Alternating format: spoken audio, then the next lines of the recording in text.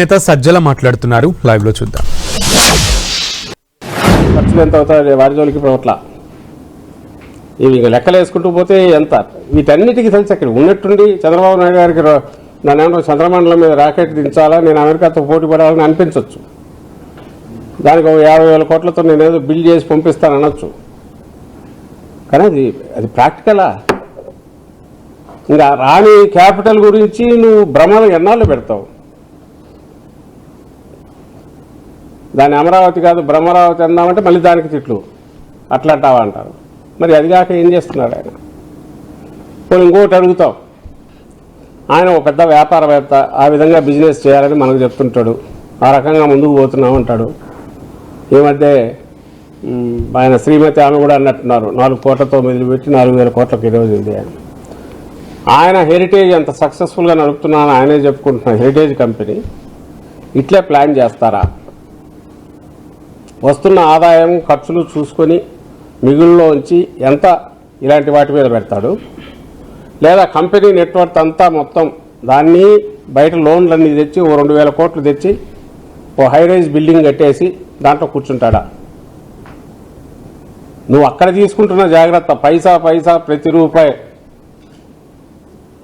పెట్టిన దానికి పావలా ఎట్లా లాభం రావాలని నువ్వు చూస్తూ కంపెనీలో, ఇక్కడ నిన్ను ధర్మకర్తగానో దీనికి ఒక కేర్ టేకర్గా ట్రస్టీగా రాష్ట్రానికి జనం ఎన్నుకుంటే నువ్వు విచ్చలవిడిగా ఎవడొప్ప సొమ్మున్నట్టు వస్తే ఎంత వస్తే తీసుకుందాం, ఈ పక్క కట్టేస్తాం, నేను అది కట్టడం ఎన్నాళ్ళు పడితే నాకెందుకు, ఓ బ్రహ్మాండమైంది కడితే మీరు అడ్డం పడతారా? ఇలా అడ్డం పడడం అంటే మీరు రాష్ట్ర ద్రోహము, దేశ ద్రోహము, ప్రజాద్రోహం అని ఎదురు తిట్టి ఇవన్నీ చేయడం ఏమి కరెక్టు? మొత్తం ఇష్యూలో ఇప్పుడు జగన్మోహన్ రెడ్డి గారు రైజ్ చేసిన పాయింట్స్ మీరు ఒక భ్రమలో పెట్టాలని, అమరావతి గురించి ఒక చట్టబద్ధత తెస్తున్నాము ఇంకోటి అని భ్రమలో పెట్టిన సందర్భంలో కాంటెక్స్లో నువ్వు ఫిక్స్ చేస్తున్నావు, ఫిక్స్ చేయడం ద్వారా ఫ్యూచర్ భావితరాలకు ఇట్లా అన్యాయం చేస్తున్నావు, దాని బదులు ఇదిగో ఇది ఆల్టర్నేటివ్ ఉంది, గతంలో ఇది ఈ ఖర్చు భరించలేమని ఇది అనుకున్నాము, మేము ప్రపోజల్ తీసుకొచ్చాము, ఈరోజు అది పరిస్థితి లేదు ఎందుకంటే నువ్వు మళ్ళీ వచ్చావు కాబట్టి ఇదిగో ఇదేనా చేయబ్బా అని 6 నెలల క్రితం చెప్పాడు ఆయన జగన్మోహన్ రెడ్డి గారు, ఇప్పుడు చెప్పారు. ఇందులో ఇప్పుడు డిస్కషన్ పాయింట్ వచ్చి చంద్రబాబు నాయుడు ఆన్సర్ ఇవ్వాలంటే ఏమి ఇవ్వాలా? జగన్మోహన్ రెడ్డి గారు ఇదిగో మీరు చెప్పింది తప్పు, ఇంత ఖర్చు అవసరం లేదు, ఇదిగో 5,000 కోట్లతో పూర్తి అవుతుంది, లేదా ఇప్పుడు నేను పెట్టిందే ఫైనల్, ఇదిగో దీని నుంచి ఇదిగో రిటర్న్ ఇట్లా వస్తుంది, నేను సెల్ఫ్ సస్టైనబుల్ సిటీ అంటే సెల్ఫ్ రిలయంట్గా ఉందంటే ఈ ఆదాయం ఇక్కడ నుంచి వస్తుంది, ఇది ఇప్పుడు నుంచి ఇప్పటికే ఇంత వచ్చింది. ఎక్కడ అంటున్నావు? మొన్న ఆయన ఆన్సర్ చేసిన ప్రయత్నంలోనే అది డొల్లా అని ఆయనంతటా ఆయనే ఒప్పుకున్నాడు, ఇప్పట్లో ఏది రాదు అని. ఏమన్నాడు? ల్యాండ్స్ ఇప్పుడే అమ్మితే రేట్లు ఎక్కడ వస్తాయని. మరి ఎప్పుడు అమ్మితే వస్తాయి? ఎప్పుడు అమ్మితే వస్తాయంటే ఆయన మాటలలోనే పూర్తి డెవలప్ అయ్యి అంతా ఇదైపోయి బిల్డింగులన్నీ కట్టి యాక్టివిటీ మొదలై కొత్త ప్రాజెక్టులు వచ్చి అవన్నీ పూర్తి అయిన తర్వాత అప్పుడు ల్యాండ్ అమ్మితే 4 రూపాయలు వస్తాయి ఇదంటే. మరి అంతవరకు నీ ఇంట్రెస్ట్లు 100 నువ్వు రూపాయి పెడితే రూపాయికి 2 రూపాయలు అప్పటికే ఇంట్రెస్ట్లు అయితే అది ఎట్లా రికవర్ చేస్తావు? లేదు చెప్పట్లా. ఇంకో మాట ఏమన్నాడు? ఖర్చు ఇప్పుడు మనం పెట్టే ఖర్చులో ట్యాక్సులు వస్తాయన్నాడు. ట్యాక్సులు అది కూడా ఎగ్జామ్షన్ ఇచ్చారు, అది అందరికీ తెలిసిందే. లాస్ట్ టైం కూడా నేను మాట్లాడేటప్పుడు చెప్పాను.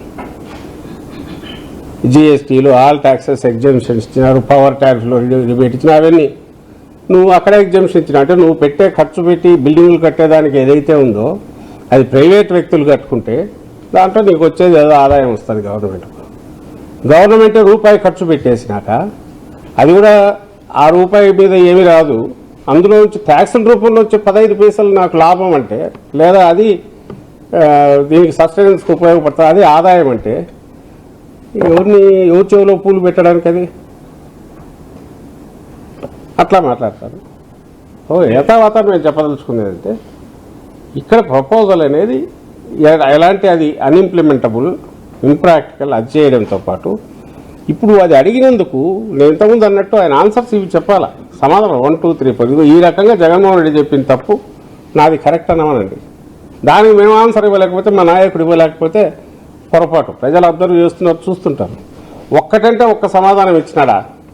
నేను ఇంతకుముందు అన్నట్టు ఇచ్చిన 2 అవి పైగా అతను ఎట్లా మోసం చేస్తున్నాడు అనేది ఇంకా ఎత్తి చూపేది తప్ప, దబాయింపు తప్ప వేరే కాదనేది క్లియర్గా అర్థమవుతుంది. ఈరోజు కూడా ఆన్సర్స్ ఇవ్వట్లే. మళ్ళీ ఇప్పుడు అడుగుతున్నావు, నువ్వు చెప్పిన ప్రపోజల్, చంద్రబాబు నాయుడు గారు చెప్పిన ప్రపోజలు ఏ రకంగా ఆచరణాత్మకం? అప్పు చేయకుండా పెడతావా? నువ్వు ఎన్ని ప్యాలెస్లన్నా కట్టు. అప్పు చేయకుండా కడతావా? నువ్వు ఎన్ని హైరైజ్ టవర్స్ అన్నా కట్టు, తప్పులేదు. చేసేటప్పుడు ప్రతి రూపాయికి దాని రిటర్న్ ఏదైనా రావడము, లేదా ఇండైరెక్ట్గా బూస్టర్ లాగా పనిచేయడము చేయాలి. అది జగన్మోహన్ రెడ్డి గారి దాంట్లో ఉంది ప్రపోజల్లో.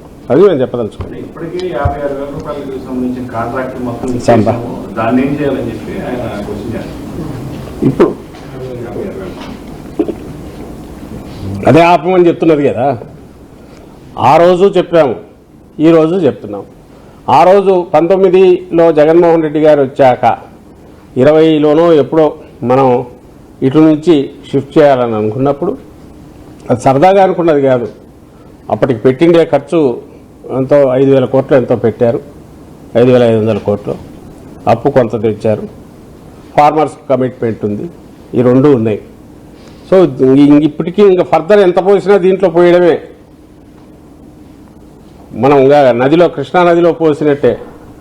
కాబట్టి తక్షణం దీన్ని ఆపి ప్రజల ఆస్పిరేషన్స్కు తగినట్టుగా వికేంద్రీకరణ, అధికార వికేంద్రీకరణ ఏదైతే అంతకుముందు మన రాష్ట్రానికి వచ్చిన శివరామకృష్ణ కమిటీ కానీ, అంతకుముందు జనరల్ రాష్ట్ర విభజనకు సంబంధించి శ్రీకృష్ణ కమిటీ చెప్పిన వాటిలో కానీ, వీటన్నిటి స్ఫూర్తి అండ్ శివరామకృష్ణ కమిటీలో స్పెసిఫిక్గా చెప్పిన వీటిని దృష్టిలో పెట్టుకొని ఫర్దర్ డీసెంట్రలైజేషన్ చేసేది ఏదో అన్ని ప్రాంతాలకు, మనకు 3 ప్రాంతాలు డిస్టింక్ట్ ఇవి ఉన్నాయి కాబట్టి వాటికి జస్టిస్ చేసినట్టు ఉండాలి. నెక్స్ట్ మనం చేయబోయేది డైరెక్ట్ ప్లగ్ అండ్ ప్లే లాగా ఉండాలనేది జగన్మోహన్ రెడ్డి గారు ఆ రోజు చేశారు. సో ఆ రోజు ఇదే రీజన్, ఇంప్రాక్టికల్ అని ఆయన చెప్పింది ఇదే. చంద్రబాబు నాయుడు గారు ఈ మాదిరి ఇట్లా పెడుతున్నాను అన్నప్పుడు జగన్మోహన్ రెడ్డి గారు, బాబు గారు 30,000 ఎకరాల పైగా ప్రభుత్వ భూమి అని స్పష్టంగా చెప్తూ ఉండాలి, కొన్నదొద్దు అని ఆ రోజు చెప్పారు. తర్వాత ఆయన అధికారం 5 ఏళ్ళు చంద్రబాబు నాయుడు గారికి ఇచ్చారు కాబట్టి సహజంగానే ఆయనకు ఛాయిస్ ఉంటుంది. ఎవరు అధికారంలో ఉంటే వాళ్ళు ఛాయిస్ కాబట్టి దానికి మనస్ఫూర్తిగానే మద్దతు ఇచ్చారు. బట్ ఎప్పుడైతే అది ఆచరణాత్మకం కాదు, పైగా ఈయన దృష్టిలో, చంద్రబాబు దృష్టిలో అది ఒక తరగని గనిలాగా తన అవినీతికి పనికొచ్చే రకంగా ఏర్పాటు చేసుకుంటున్నాడు. ఆయనకు ఒక క్యాపిటల్ కట్టాలనే ఉద్దేశం లేదు. ఆ క్యాపిటల్ ఎంత ఎక్కువ ఖర్చుతో కన్నా మొదలుపెట్టి ఎంత దీర్ఘకాలం నడిస్తే అంత ఆదాయం ఎక్కువ వస్తుందని దీంతోనే చూస్తున్నాడు తప్ప, ఒక కామదేవునిలాగానో ఒక అక్షయపాత్రలాగా చూస్తున్నాడు తప్ప రాష్ట్రానికి ఒక మంచి క్యాపిటల్ అండ్ ఒక గ్రోత్ ఇంజిన్ లాగా పనిచేసే క్యాపిటల్ లాగా ఆయన ఆలోచనలు లేదనుకున్నాడు. గుర్తించాకని ఈ మార్పు అనేది ఆ రోజు అనుకున్నాం. ఇప్పుడు అది ఫర్దర్ ఇంకా డీప్ పోతుంది.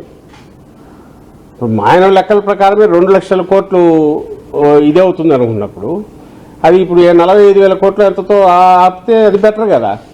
45,000 crores ఎంతో వాటెవర్ ఇప్పుడు పెడుతున్న దాన్ని అక్కడితో ఆపేస్తే ఆ మేరకన్నా సేవ్ అవుతుంది. నువ్వు పెట్టే ప్రతి రూపాయి వృధా అయినప్పుడు ఏ రూపాయి దగ్గర ఎక్కడో ఒక చోట మనం ఆపించడం అది ప్రజలందరి బాధ్యత. ప్రధాన ప్రతిపక్షంగా